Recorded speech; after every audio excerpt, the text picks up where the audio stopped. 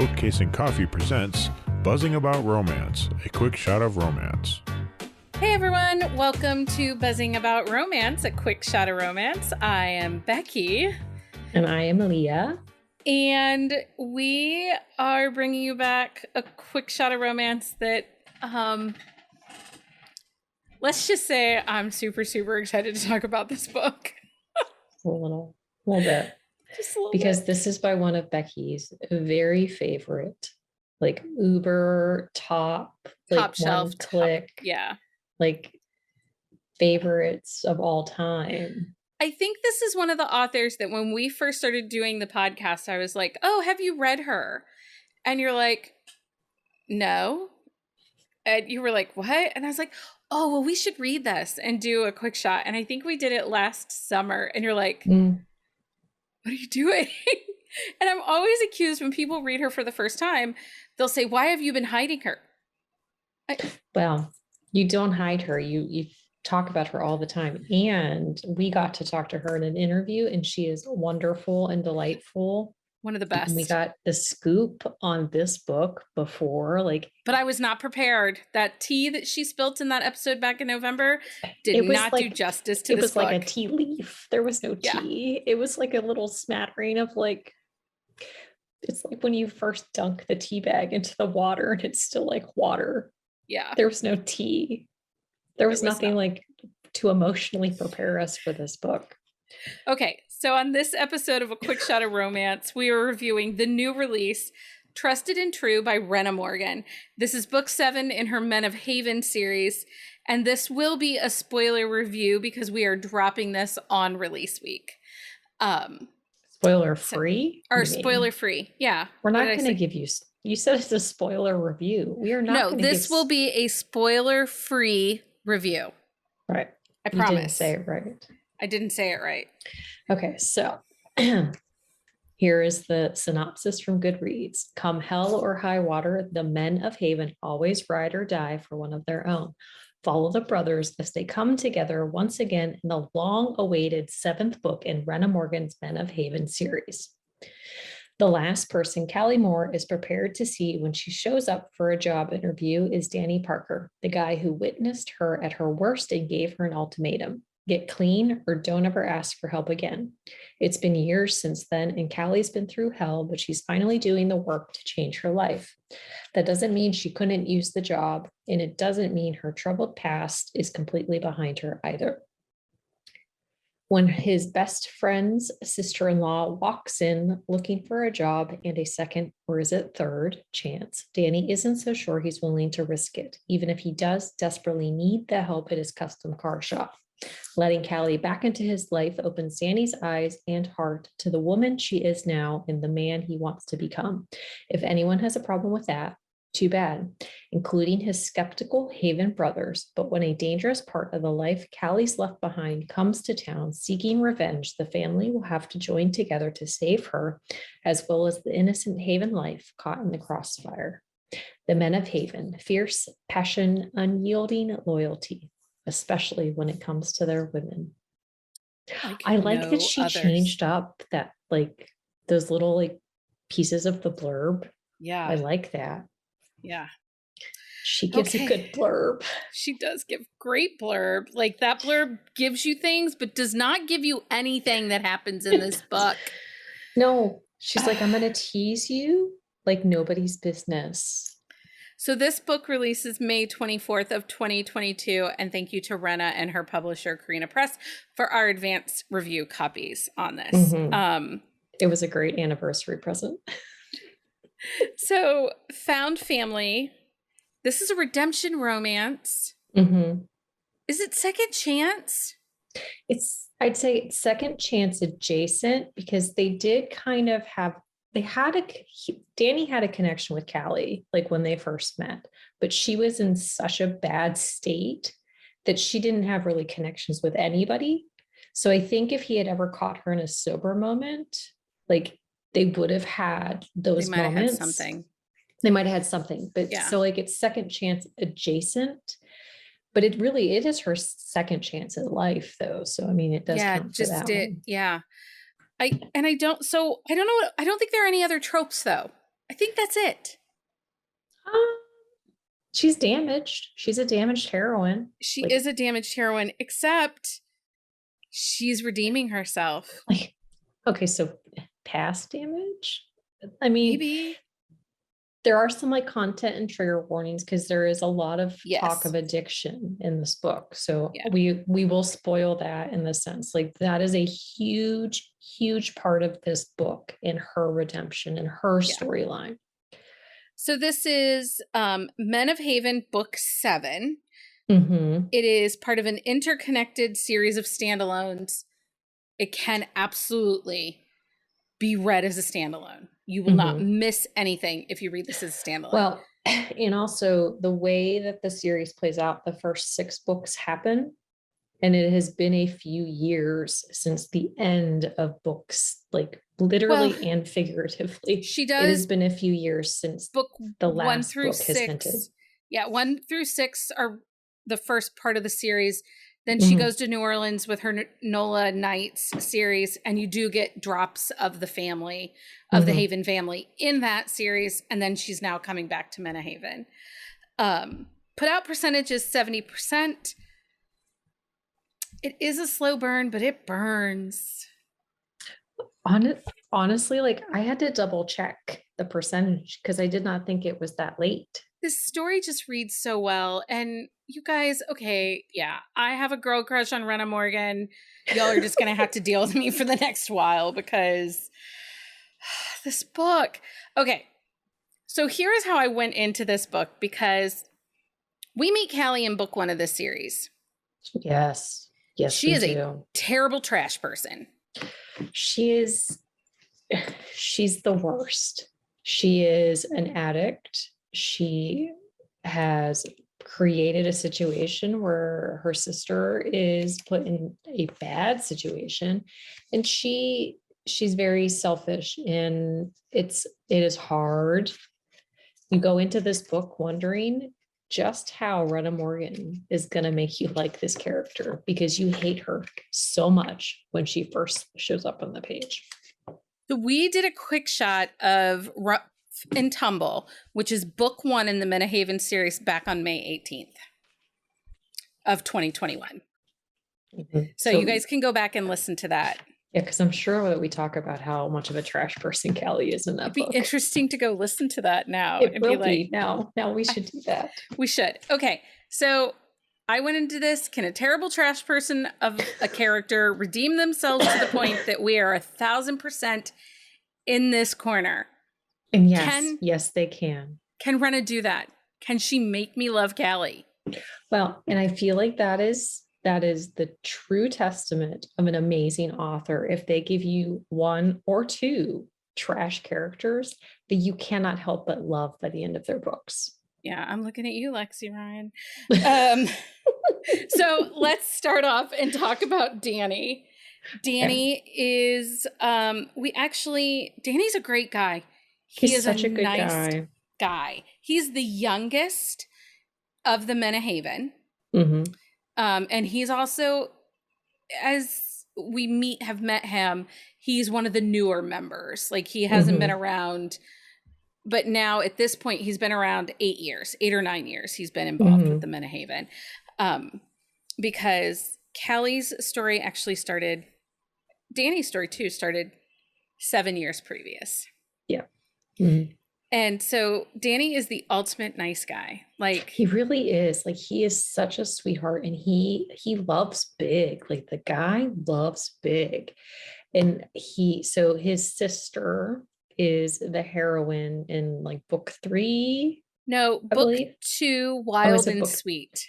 It's book 2. Okay, so we meet him in book 2. And you meet him in book 1 because he rescues Callie the very first time. Right. That's right. Okay, so we meet him at the very beginning, and but he gets like a bigger proponent like throughout the original series. But he is such a sweet guy, and he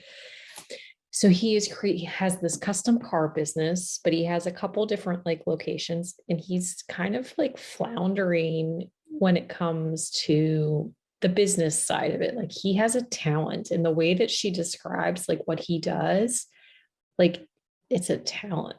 Yeah, like he restores and also modernizes a little bit muscle And cars customizes. and Like he does, customizes they do like custom painting. paint jobs and all that stuff. And Yeah. yeah, but so But he's Callie missing the mark on his office work and he orders is. and because of running the multiple locations, he isn't getting the chance to work Mhm. on cars. And he's an artist. And so he's missing his art, redoing the cars and stuff feeds his soul.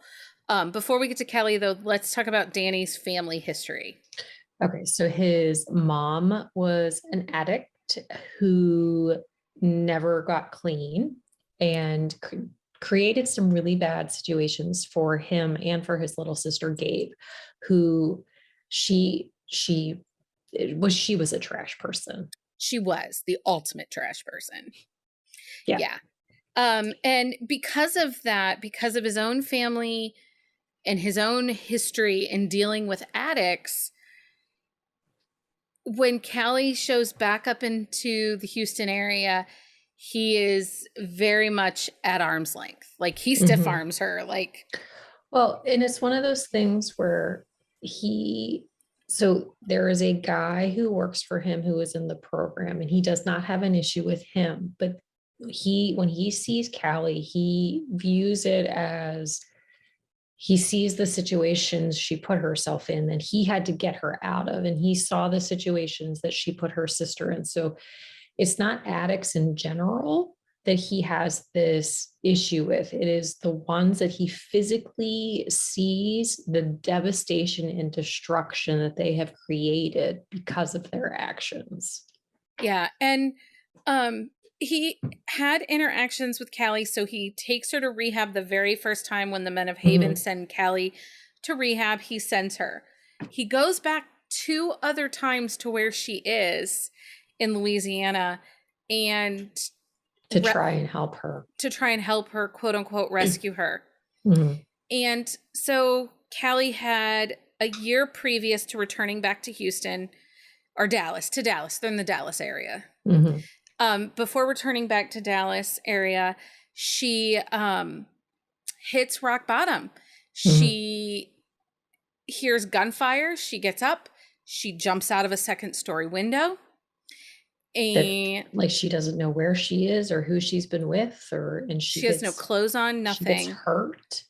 And it is a defining moment for her. Like that was her rock bottom.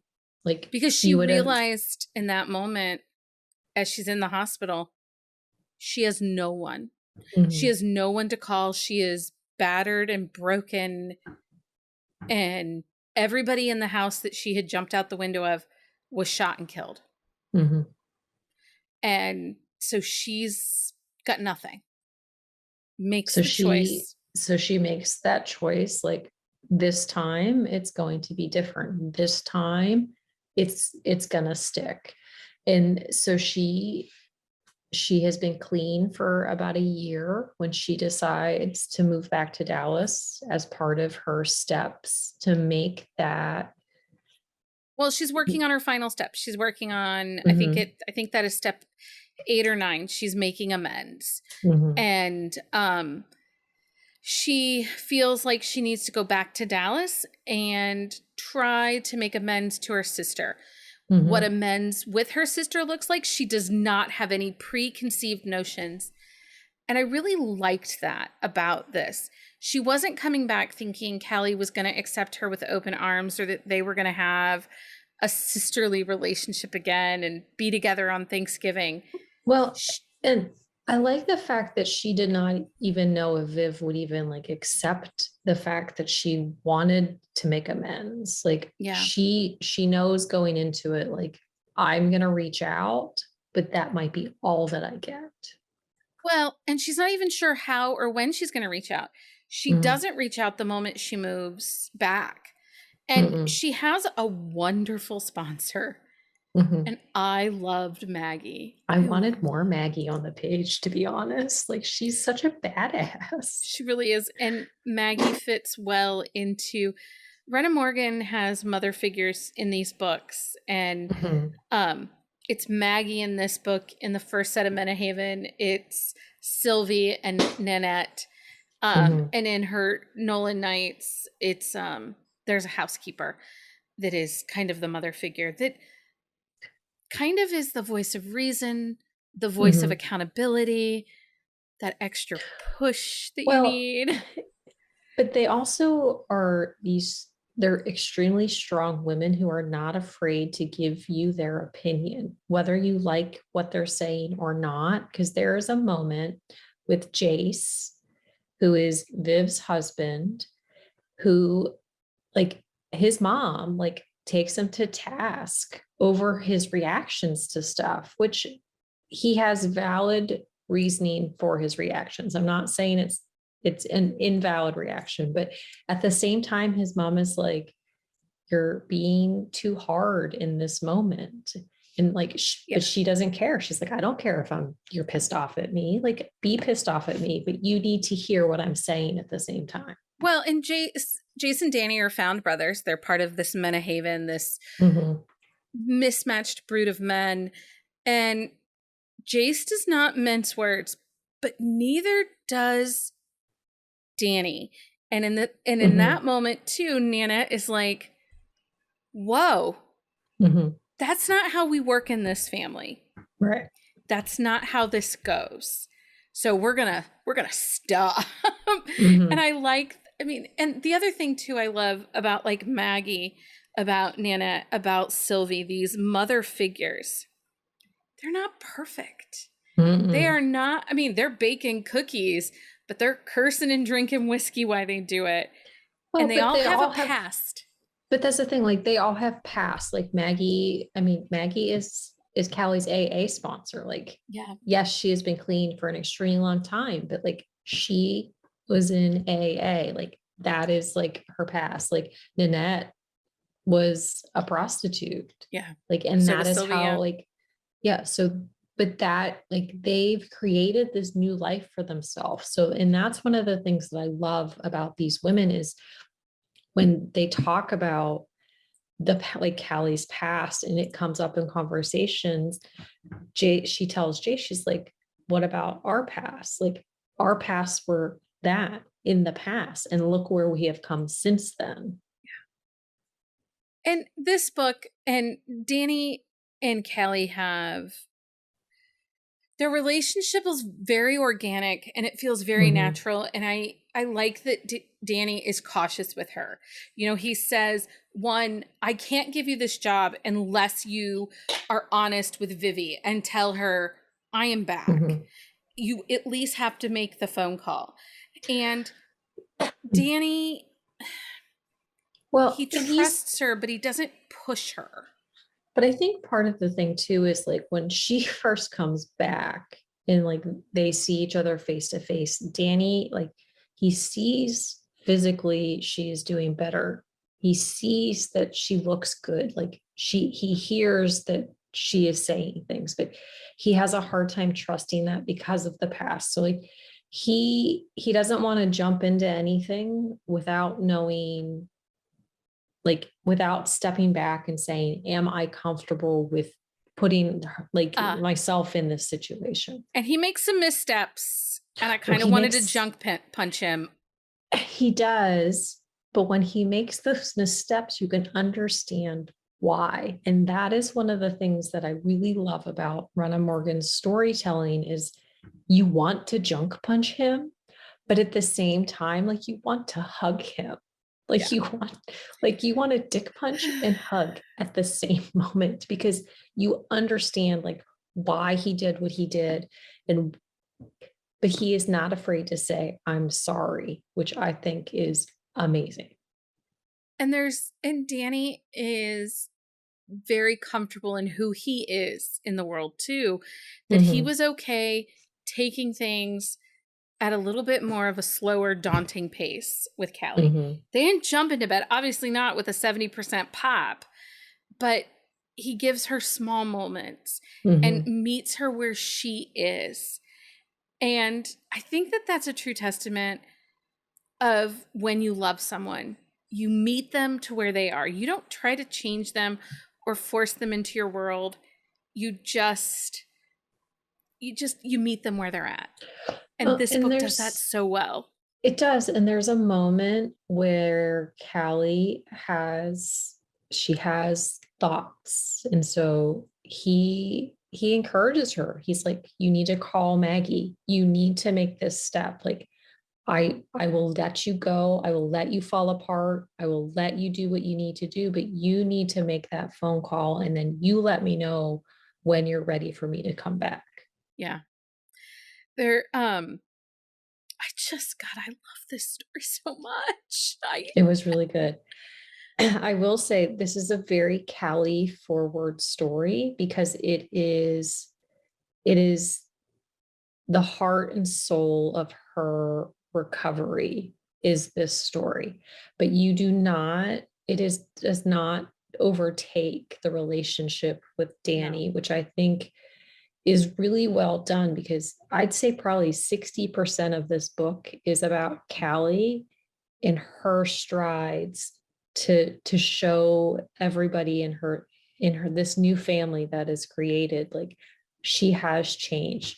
Yes, she's going to struggle. Yes, she's going to have this, but her relationship with Danny and the relationship that she builds back up with her sister, like, those are they're in the background, but they're not in the background at the same time. Yeah.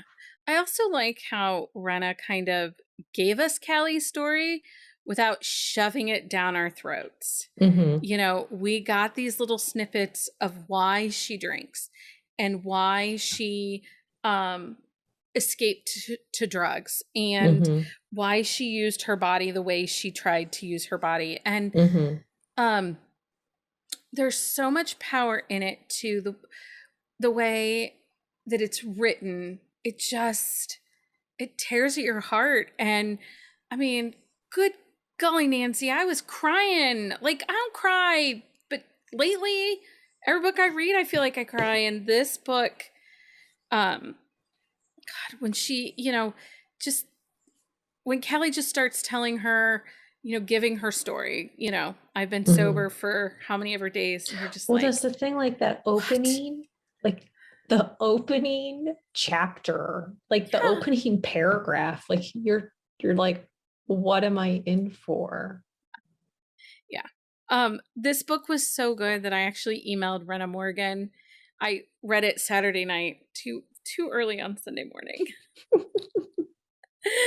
And I actually emailed Rhenna Morgan after I was done, and I'm like, oh, friend, this story was beautiful, and everything I didn't know I wanted for Danny and everything I needed for Callie, and it's gorgeous. Also, I do need to bring up, Nanette has a boyfriend. One of the moms of Haven. She has a boyfriend. And I love it. Boyfriend. And Jace, like the way she tells him. But like, how did he not know? I think Jace just is had one like of those blinders on. He's so focused on Vivi and so focused on his own small little world that sometimes I don't know that he necessarily sees all the other people around him, which comes into play between him and Danny, because he doesn't realize how much Danny has had some struggles and some unhappiness, like going back to his shops. And the fact that not one of the brothers picked up on it. Well, I think the fact that they are so focused on their relationships, and they do kind of have that single-mindedness, but I think with Danny, though, like, he had this ideal that he needed to put out there, because there was this group of people that welcomed him with open arms. They welcomed his sister with open arms, and like, they didn't have that after they lost their dad. And so I think he hit it rather well when they were talking about stuff. Like, he held a lot close to the vest, because he didn't want to show this group of men who who created this family for him and Gabe, that he was failing at something. Yeah. Okay, so anything else we should talk about? Make sure you read the Afterword from Miss Morgan, because she will break your heart. Because after you finish the story, you're already in a hangover, because it is an Just read it. emotionally like, just read it. But then you get to that Afterword and you can understand why this book is set up the way that it is, and it makes sense, and it is wonderful, and I don't even have words for It's it. everything. It is everything. Mhm. It's everything. And I didn't know, and we'll get to our questions, but one of the things you never know is when there's such a big break. There were 3 years. We haven't had a Menhaven book Mhm. since 2019.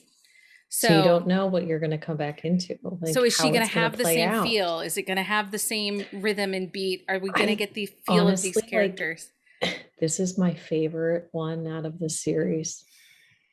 I cannot pick. I can't. Because Trevor. I mean, I love Knox and I love Trevor, and I love Zeke. Gosh, I don't know. I can't pick.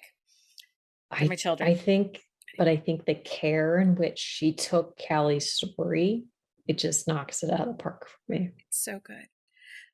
Okay. Leah, did you like this book? I think that's a really stupid question. I think it's a really dumb question. Okay, next question. Who would typically like this book?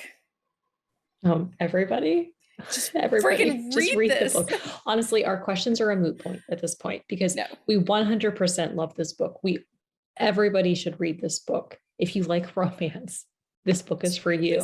And yes, we will rave to the rooftops that everyone should read this book. Yeah. So there are answers. There are answers. Just read this book. And honestly, if you guys do not read them, I'm never going to shut up about them. So I mean, even if they do, you're not going to shut up about them anyway. Probably not. Anyway. So thanks everyone for listening. No, wait, we have one more thing. What do we have? Do you have a book you think we should review for a quick shot of romance? Send us an email at thebees@bookcaseandcoffee.com, and we will check it out and see if it is something that we want to read and talk about. And Becky's so excited about this book. She has no idea what's going on. I'm clueless. Anyway, until next time, everyone. Happy reading, everybody. Find us on Instagram at BuzzingAboutRomance or on Twitter at BuzzingRomance. If you like the podcast, please leave a review. If you'd like to support us directly, join the Bookcase and Coffee Patreon and receive exclusive content only available to Patreon members. Check out bookcaseandcoffee.com for our on-the-shelf show notes.